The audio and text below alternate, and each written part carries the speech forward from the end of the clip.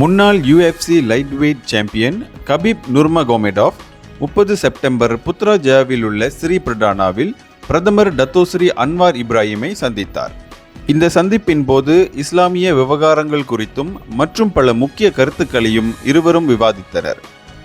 தங்கள் துறைகளில் சிறந்து விளங்குவது, அனைவர் மீதும் அன்பும் கருணையும் காட்டுவது மற்றும் இஸ்லாமோபோபியாவை களைவதற்கு தொடர்ந்து குரல் கொடுப்பது போன்ற பல நல்ல செயல்களை செய்து வருவதற்காக பிரதமர் கபீப் மற்றும் கலீத் யாசான் போன்றவர்களையும் பாராட்டினார். கபீப் UFC லைட் வெயிட் பிரிவில் தனது அபார திறமையால் 29-0 என்ற எண்ணிக்கையில் எவராலும் வீழ்த்த முடியாத வீரராக இந்த துறையிலிருந்து ஓய்வு பெற்றார்.